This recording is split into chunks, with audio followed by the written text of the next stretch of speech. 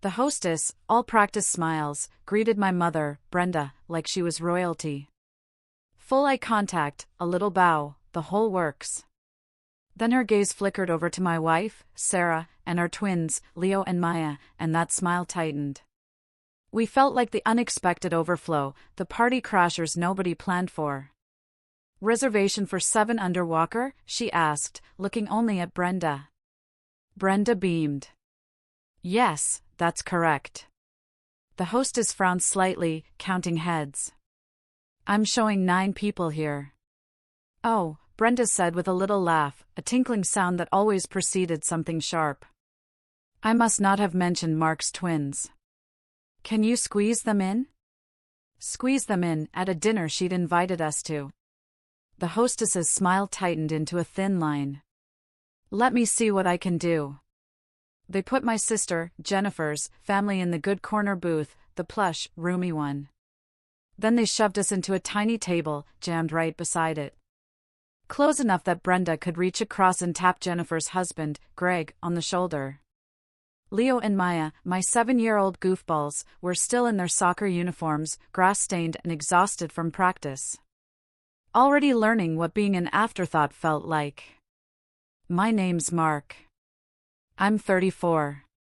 I work as a commercial insurance adjuster, which means I spend my days assessing damage and determining who's responsible." Funny how that translates to real life. Sarah's parents, Robert and Martha, had offered to come for moral support. Robert's voice had been tight, like he knew what was coming. I'd waved them off, naively thinking, maybe this time will be different. I was wrong.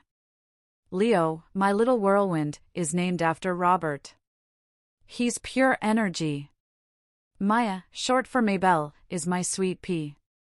Quieter, but twice as sharp. They're twins with that unbreakable bond. If you hurt one, you truly hurt both. Jennifer, my sister, is 36. She's been the golden child since birth. Growing up, if Jennifer broke something, it was always my fault. Why weren't you watching her, Mark? I stopped expecting fairness around age 12. She married Greg, the type who always looks like he's about to explain why you're wrong. They have 2 daughters, Chloe, who's 11, and Emily, who's 9. Brenda treats them like royalty. My kids? Lucky to get a birthday text. Brenda, my mother, could smile while doing you harm and then ask why you were bleeding. She throws elaborate parties for Jennifer's girls, weekend trips, constant bragging. But with Leo and Maya, it's always, I'm on a fixed budget, Mark. The waiter arrived, a young guy with a practiced smile that faltered seeing our cramped setup. Drinks. Brenda didn't even glance our way. The girls will have their usual special pasta with truffle oil, extra parmesan, lavender lemonade for both. They always get that here. The waiter nodded, flipping to a new page.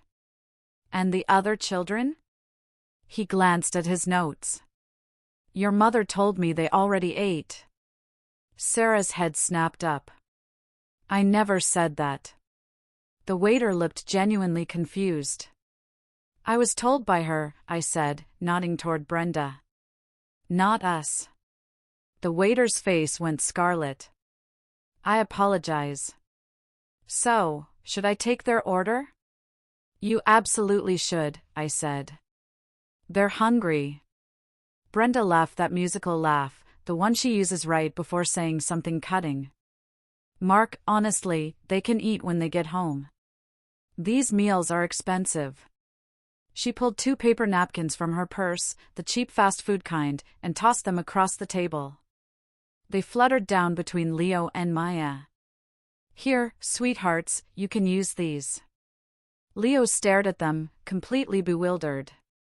Maya's face went carefully blank. Greg chuckled loud enough that the next table looked over. Should have planned ahead, man. Can't expect Grandma to feed everybody. Something cold settled deep in my chest. I turned to the twins. What do you want? Pick anything on the menu. Leo's eyes went wide. He looked at the menu, then at me. Anything? Anything. He pointed to a picture. The barbecue ribs with fries. Perfect. I looked at Maya. What about you, sweet pea? She studied the menu with intense concentration. Can I get the salmon with the rice? Absolutely. I turned back to the waiter. Barbecue ribs with fries for him, salmon and rice for her. And listen closely, I added, looking at him directly, separate checks. Mine and hers. Do not combine anything. Brenda's face went tight. Mark, that's over $30 a plate. And whatever it costs is fine, I said, looking right at her. You don't get to budget my kids after buying truffle oil for yours. The waiter was visibly trying not to smile. I'll get that in right away, sir. Jennifer scrolled on her phone, bored. Chloe and Emily kicked their feet under the table, waiting for their premium meals. The differential playing out in brutal real time. So, Brenda said, pivoting effortlessly, about the trip we're planning. Sarah stiffened beside me. I knew what was coming. We're taking Chloe and Emily to Universal Studios in October. 3 nights. Grandma's treating. I looked at Brenda. You're taking your grandkids to Universal. A special treat for the girls, Brenda chirped. Leo and Maya are your grandkids, too, Sarah said quietly. Brenda waved a dismissive hand. Oh, they'll go someday. But with your schedule, Mark, and the expense, you planned a family trip without telling us? It's not a family trip. It's grandmother and granddaughters. I can't afford everyone. The food arrived. Elaborate plates for Chloe and Emily, pasta arranged like art. Then, ribs and salmon for Leo and Maya. The contrast was stark. A woman at the next table was watching, eyebrows raised. Actually, Brenda said, turning to Maya with syrupy sweetness, we were thinking Maya could come. Just one day. Magic Kingdom, princess dress. Maya looked at Leo, then back at Brenda. What about Leo? Oh, honey, it's a girls' trip, Jennifer chimed in. Leo wouldn't want princess stuff. Leo went very quiet, picked up a single fry, and stared at it. Maya shook her head. If Leo isn't going, I'm not going either. Brenda's smile cracked. Don't be silly. No, thank you, Maya said, pushing her plate a little closer to Leo's. We're twins. We do things together. See what you're teaching them? Jennifer said to Sarah, a sneer in her voice. Making them feel guilty for opportunities. Sarah's hand tightened on her fork. Say that again, I said to Jennifer. Slowly. Greg jumped in. Come on, man. Don't be sensitive. She's just saying the boy doesn't need to tag along everywhere. The boy has a name, I said. Leo. Named after his grandfather. Maybe try using it. Brenda's face tightened. So, you named him after her father. Interesting choice. He's my son, I said. Say his name correctly or don't say it at all. Tension hung thick in the air. The woman at the next table had stopped eating entirely. Greg leaned back. That boy is a handful because nobody disciplines him. I felt Sarah start to stand. I put my hand on her arm. One more comment about my wife or my kids, I said, looking at each of them in turn, and we leave. Brenda sighed dramatically.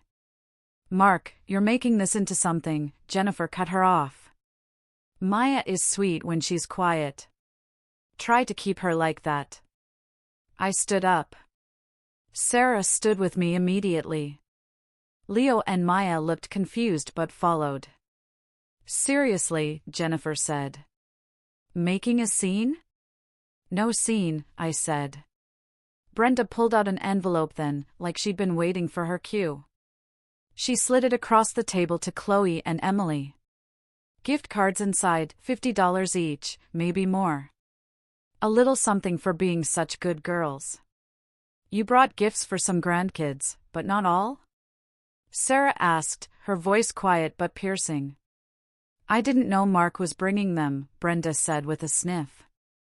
You invited us, I stated. I invited you and Sarah. I assumed you'd get a sitter for something this nice.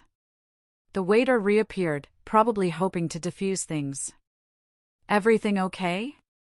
Just the check, I said. Mine only. Separate. Mark, this is ridiculous, Brenda said, her voice rising. Just put it all on Mark's card. He's handling it. No, I said to the waiter, ignoring Brenda.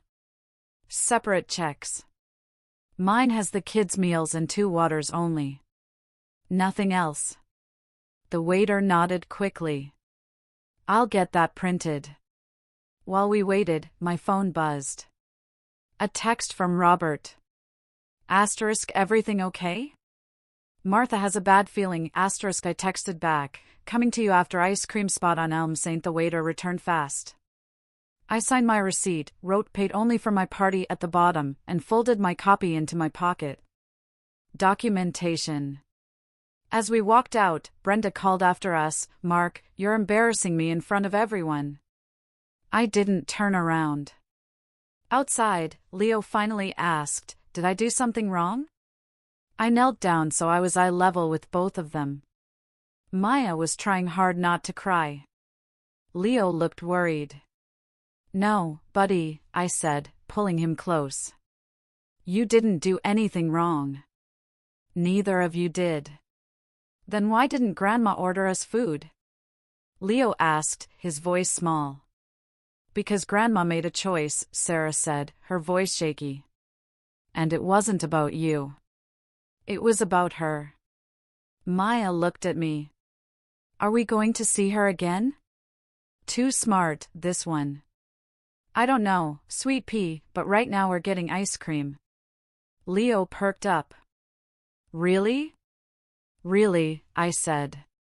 Biggest Sunday they've got with Grandma Martha and Grandpa Robert. They're meeting us there, Sarah confirmed. We drove to the ice cream place on Elm Street.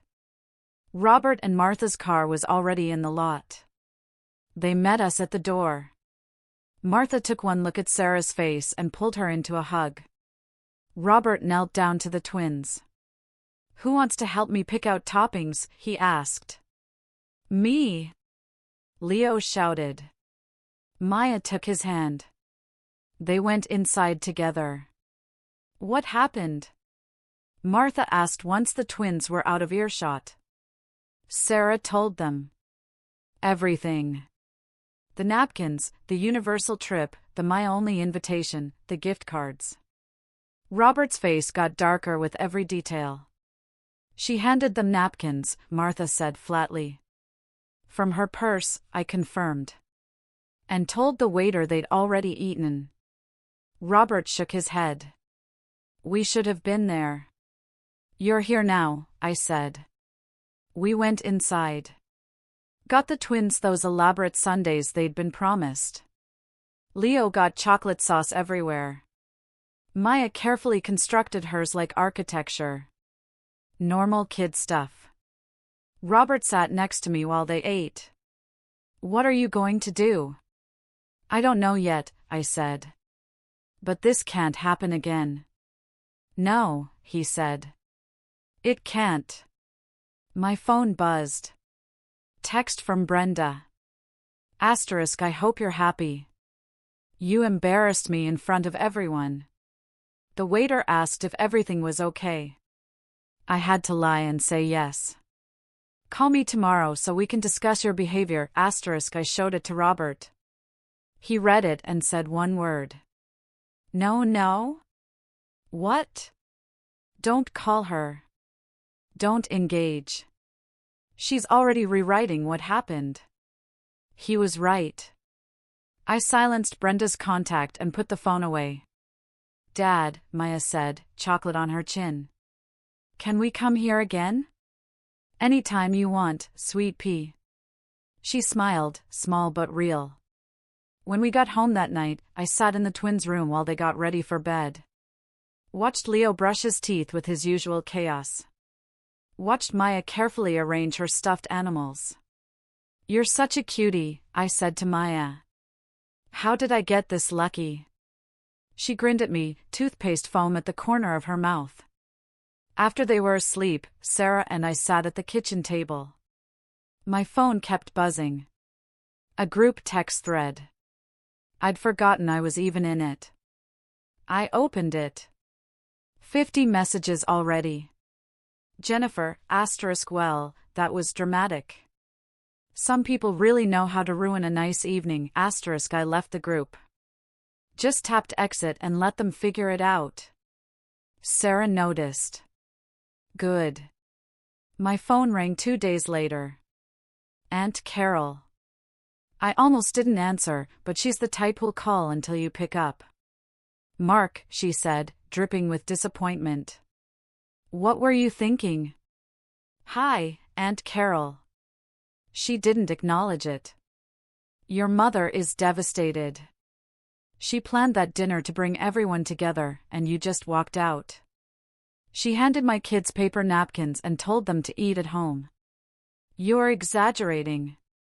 She was trying to help. Restaurant food is expensive. She pre-ordered $150 meals for Jennifer's kids. Pause. "Well, I'm sure she didn't mean it like that." "How did she mean it, Aunt Carol?" I said. She shifted tactics. "Your mother raised you alone after your father passed. She deserves respect. This is how you treat her?" There it was. The guilt trip. She told Maya she could come to Universal, but not Leo. Tried to split up my kids. Maybe she thought Maya would enjoy it more. They're 7. They're twins. You don't split them up. Silence. Then, quietly, "You've changed, Mark. Ever since Sarah, you've been distant." Sarah didn't change me. She helped me see clearly. "I hope your pride keeps you warm," Aunt Carol said, her voice turning cold. "Because you're tearing this family apart." She hung up. Sarah was in the doorway. "Let me guess. You're the problem." "Always." That night, my cousin Bethany called Sarah. Jennifer had posted on social media, "family doesn't always mean blood. Some people would rather play the victim than accept love. Praying for those who choose bitterness over grace." Below it, dozens of comments. Brenda had left a broken heart emoji with, "Thank you, sweetheart." Leo saw it, Sarah said quietly. He was looking over my shoulder. My stomach dropped. "What did he say?" Asked if Grandma was talking about us. I found Leo in his room, stacking blocks without his usual energy. "Hey, goofball," I said, sitting next to him. He didn't look up. "Did I make Grandma sad?" "No," I said firmly. "You didn't do anything wrong. But she's sad." And we left. I pulled him onto my lap. "Grandma's feelings are not your responsibility. You understand? You're 7. Your job is to be a kid." He was quiet. "Then, I don't want to go to her house anymore." "You don't have to." Later, Robert came over. We sat on the back porch while Sarah kept the twins busy inside. "You need to set boundaries," he said. "Legal ones." "Like what?" "No contact with the twins. Update their school pickup list. Send one message making it clear, then block everyone." "That seems extreme." "Is it?" Robert asked. "She already tried to split them up. She's posting about you online." "What's next?" He was right. The next morning, I called the twins' school, updated the authorized pickup list. Removed Brenda, Jennifer, and Greg. added Martha and Robert. Can you make a note that if my mother shows up, she's not authorized under any circumstances? I asked Principal Davies. Of course. Is there a safety concern? Just a precaution, I said. After that, I sat down and wrote one message. Sent it to Brenda, Jennifer, and Greg. Asterisk effective immediately, no contact with Leo or Maya. No attempts to pick them up from school or activities. No gifts left at our home or their school. No posts about them on social media. Further attempts will be documented and treated as harassment. Asterisk I hit send, then blocked all 3 numbers. Sarah read it over my shoulder. Think they'll respect it? No, I said. But now we have proof we set a boundary. I was right. 3 days later, Jennifer called Sarah from a borrowed phone. Sarah, please. Mom is heartbroken. She doesn't understand what she did wrong. Can she at least see the twins for their birthday? Sarah looked at me. I shook my head. No, Sarah said. Mark was clear. This is ridiculous, Jennifer fumed. She's their grandmother. Then she should have acted like it, Sarah said, and hung up. She blocked that number, too. The next Wednesday afternoon, I was on a call with a client when the doorbell rang. Once, then repeatedly, insistent. Sarah answered it. I heard her voice rise. Brenda, you need to leave. I ended my call and went to the door. Brenda was standing on our porch, arms full of gift bags, mascara running. Mark, please, she said. I just want to talk. I don't understand what I did wrong. You need to leave, I said. I'm their grandmother. I have a right. No, I said. You don't. I sent you a no-contact message. You're violating it. That's ridiculous. You can't keep me from my grandchildren. Watch me. She tried to push past me into the house. I stepped outside and closed the door behind me. I brought gifts, she said, holding up the bags. For both of them. See, I'm trying. I could see through the tissue paper. A stuffed unicorn in one bag, a toy truck in the other. You're violating a boundary I set. Mark, please, let's just talk about this. I'll apologize. Whatever you need. What I need is for you to leave my property. Her face changed then. The tears stopped. Her expression hardened. You're going to regret this, she said quietly. If you're not gone in 60 seconds, I'm calling the police for trespassing. She stared at me, waited, testing. I pulled out my phone and started dialing. She left, dropped the gift bags on the porch, and walked to her car. But before she got in, she turned back.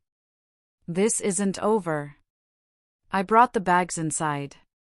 Sarah looked at them. Should we give them to the twins? She asked. They're not from Grandma, I said. They're from someone who violated a boundary. But the kids can have them if they want. Later, the twins opened them together. Maya immediately handed Leo the truck, then said she'd share the unicorn with him. So, it's fair, she said. I called Robert, told him what happened. You need to document this, he said. Write down what she said. When she showed up. Everything. And if she does it again, call the police immediately. Don't warn her. Just call. You think it'll come to that? I think she's going to escalate until someone stops her, Robert said. He was right. But I didn't know how right until 2 weeks later. That's when I got the call about the trust fund. Mr. Walker, said David, my father Edward's old attorney. I've been trying to reach you regarding your father's trust fund. My correspondence seems to have gone unanswered. I never received anything, I said. Long pause. That's concerning. You're listed as primary contact alongside Jennifer. The trust was established with instructions that all parties be kept informed. What kind of trust? Your father set up a fund for his grandchildren, $240,000 to be distributed equally once they turn 18 or earlier for documented educational needs. My chest tightened. And who's the trustee? Your mother, Brenda. How much has been distributed? Another pause. Approximately $85,000 over 4 years. All to Jennifer for Chloe and Emily? I asked, my voice barely a whisper. And Leo and Maya? Nothing? Correct. Which is why I'm calling.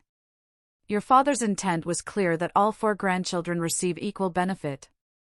I have concerns about the administration. What would I need to do? Document the distributions. Prove intent to favor certain beneficiaries. If there's a pattern, that's grounds for trustee removal. After I hung up, I just sat there. Sarah found me 20 minutes later, still in my office chair, staring at nothing. What's wrong? My dad left a trust fund for the grandkids, I said. $240,000. Brenda's been approving withdrawals for Jennifer's kids, $85,000 so far. Leo and Maya have gotten nothing. And I was never told it existed. Sarah sat down slowly. She stole from them. Yeah, she did. That's when I stopped playing defense and started playing offense. I took the next day off and spread every document David sent across the kitchen table. Trust formation papers, my father's will, disbursement logs, everything dated, signed, and very clearly pointing in the same direction. Sarah made coffee and sat across from me. Walk me through it. Dad set this up when Chloe was born, $240,000, meant to be split equally among all grandchildren. Brenda's the trustee. She's supposed to use discretion, not favoritism. I showed her the logs. For years ago, Jennifer requested $20,000 for Chloe's private school. Approved. 2 years later, another $20,000 for Emily. Then $25,000 for extracurricular development, which is when they went to that Colorado arts program, $12,000 per kid. Sarah blinked. She used trust money meant for all 4 kids to send hers to summer camp?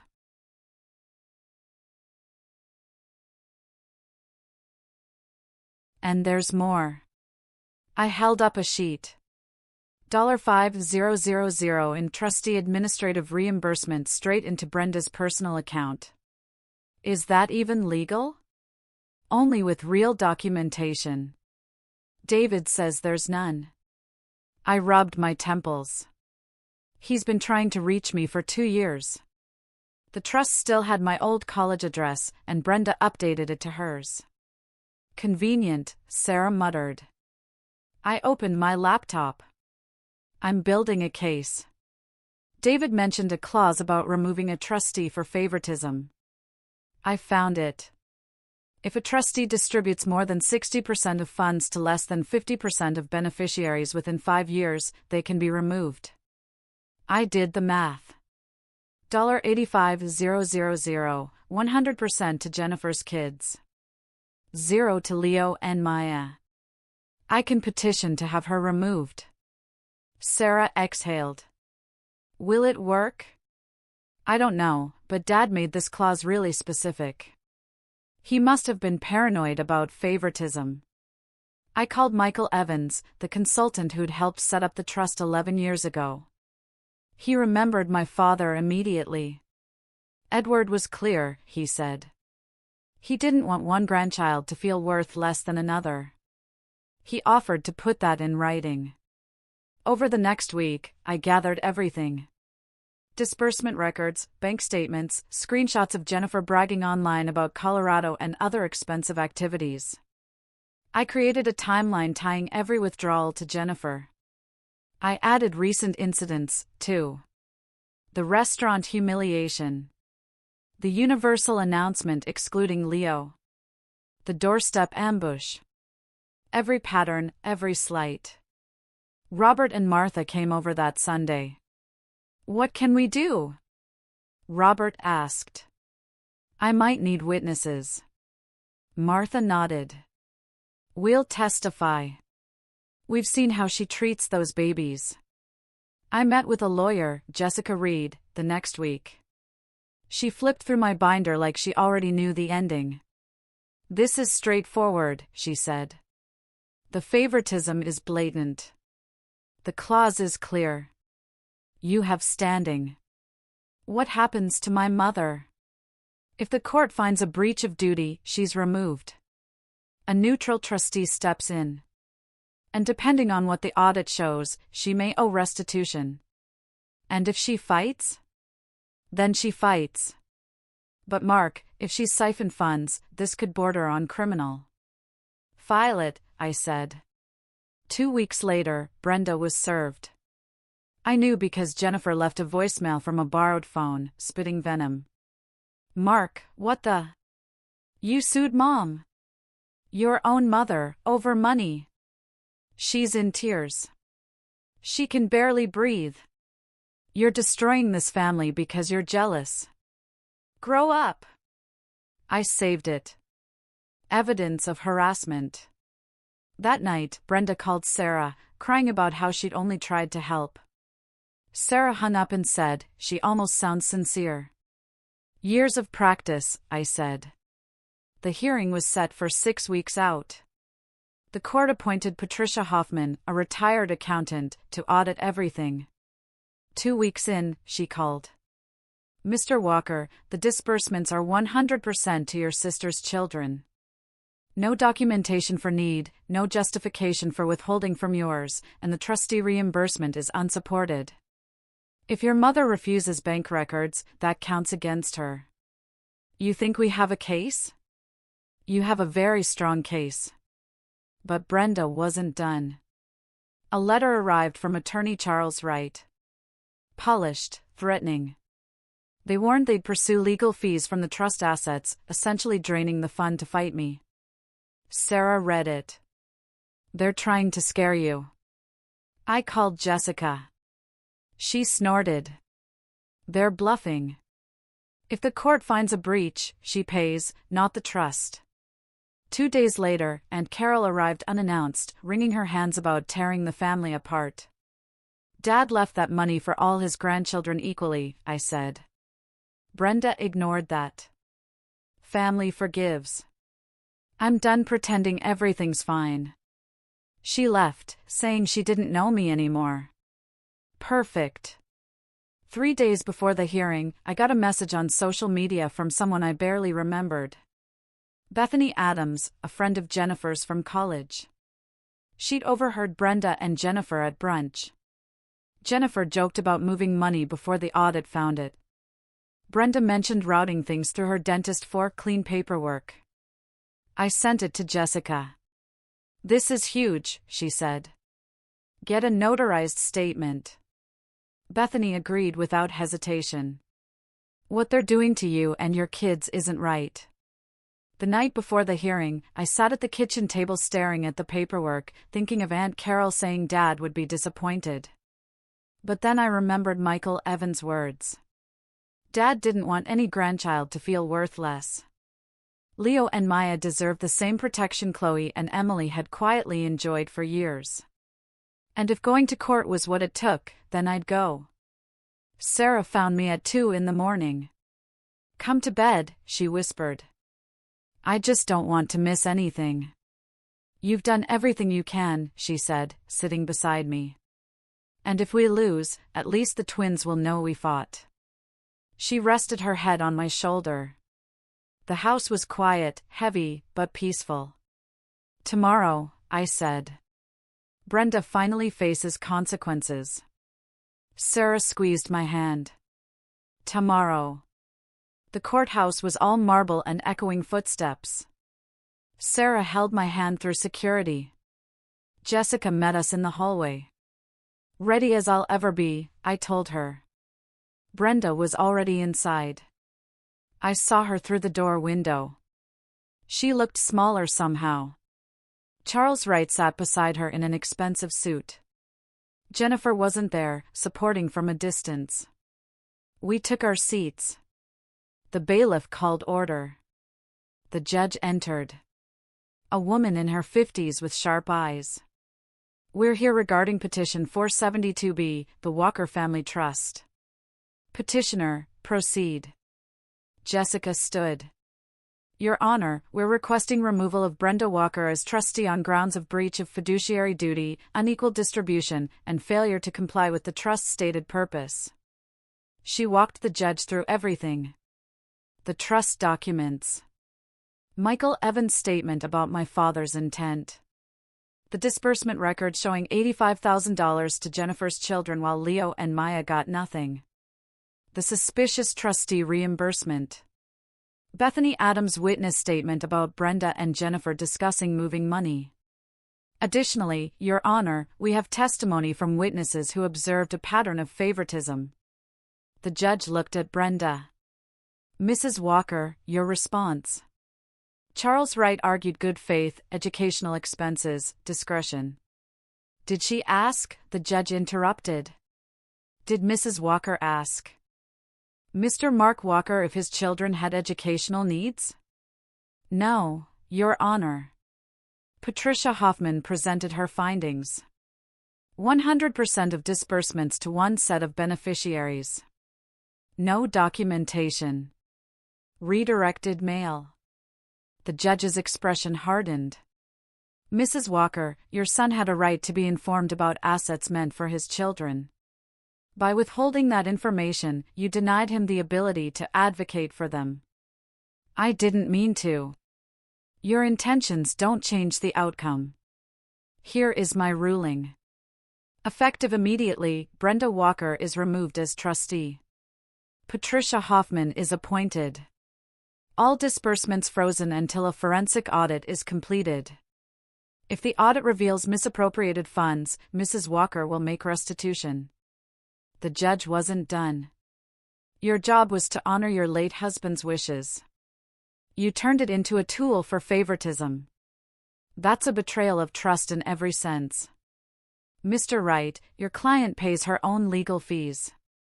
She banged her gavel. As we left, Brenda stopped us in the hallway. Mark, how could you do this to me? I felt nothing. You did this to yourself. In the car, Sarah exhaled. It's really over. For now. Robert and Martha were waiting with the twins. Ice cream on Leo's face. Maya asking careful questions. I told her things would be fair now. That night, I slept through for the first time in weeks. 6 weeks later, Patricia Hoffman called ahead of schedule. Mr. Walker, I've completed the forensic audit.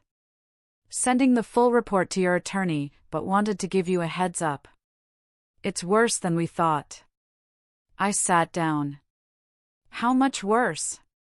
Total misappropriated funds come to $93,000.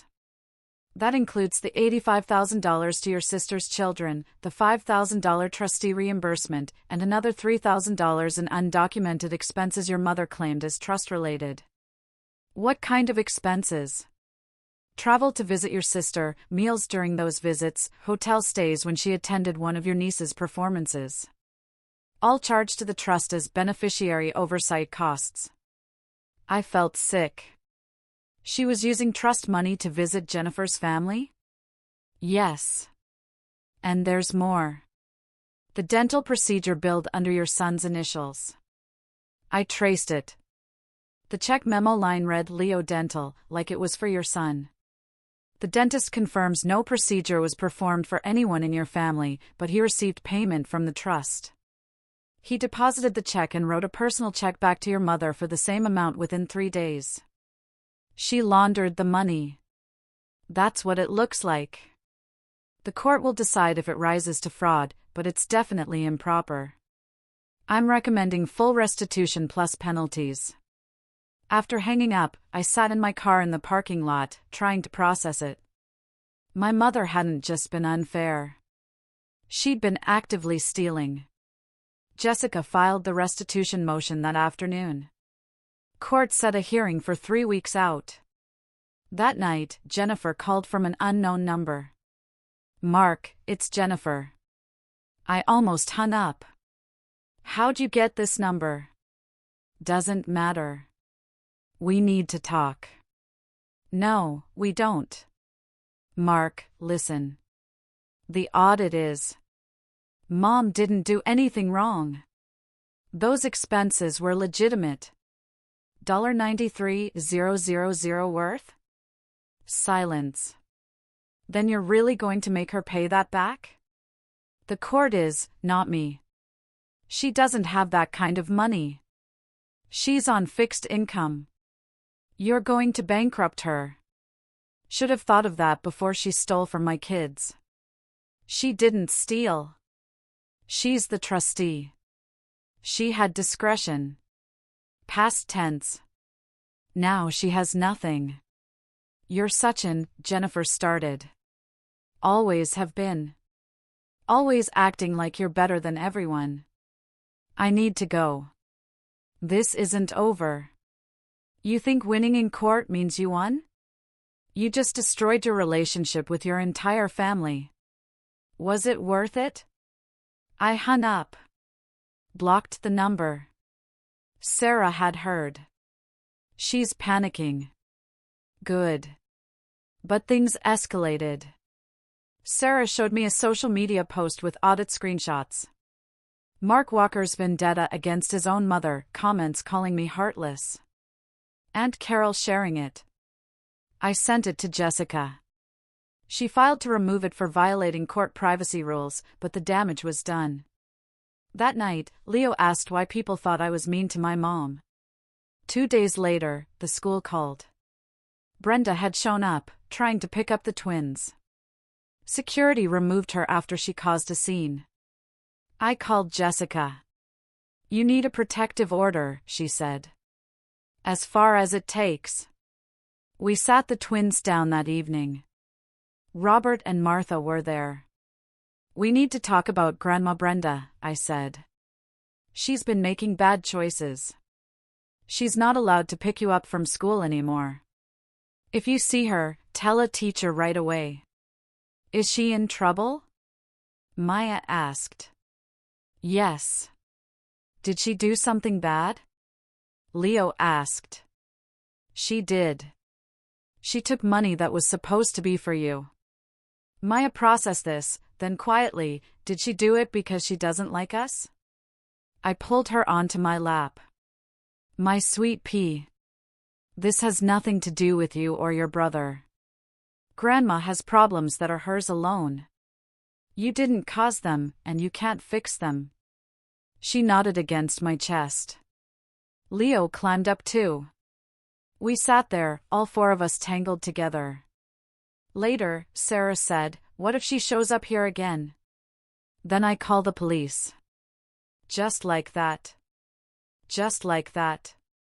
She nodded, but I could see she was scared. So was I. Because I knew my mom. When she felt cornered, she didn't retreat. She attacked. The next few weeks were tense. I filed for a temporary protective order against Brenda, using the school incident, the doorstep ambush, and the no-contact directive she'd violated. The court granted it. 500 feet. No contact, direct or indirect. The restitution hearing concluded with the court ordering Brenda to repay $93,000 over 5 years. Jennifer went ballistic on social media about her elderly mother being financially destroyed by her own son. I saved it. Brenda violated the protective order once, called Sarah from a blocked number, crying, begging for a chance to explain. We reported it. The judge made the order permanent and gave her a warning. After that, silence. The twins' 8th birthday came.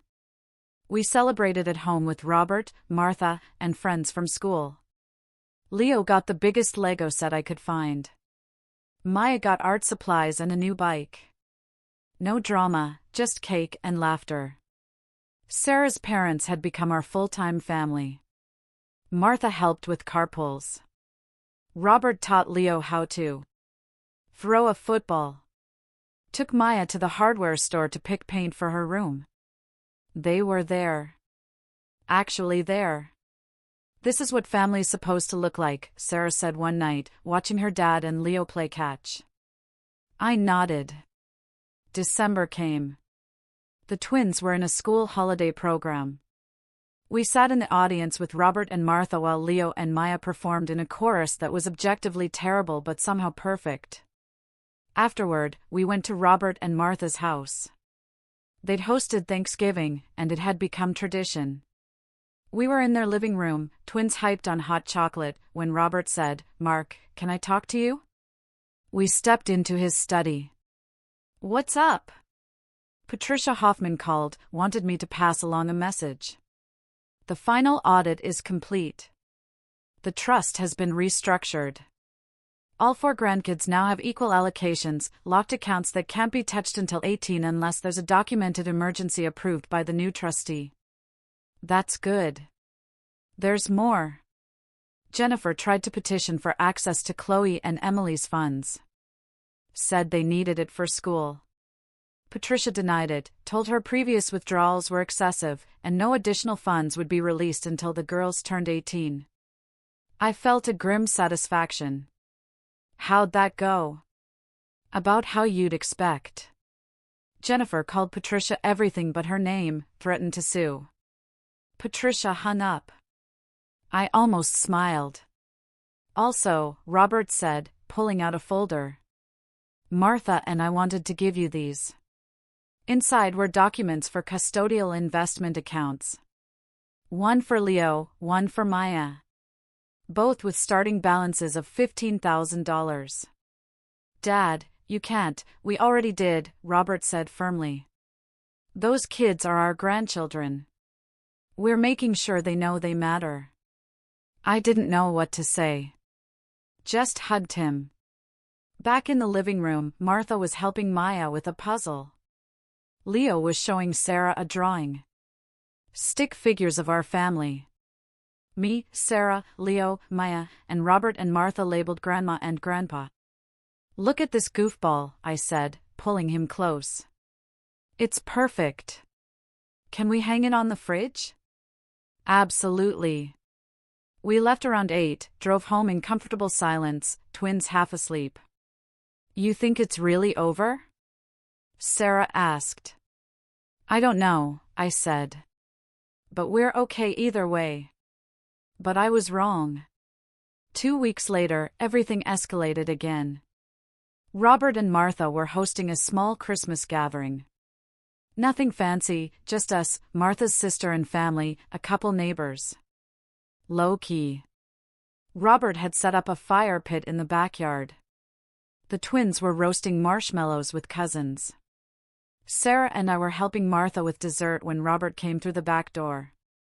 His face was tight. Mark, situation. I followed him to the front. Through the window, I could see a car in the driveway. Brenda's car. She wasn't alone. Jennifer and Greg were with her. They just pulled up, Robert said. Tried to walk to the backyard.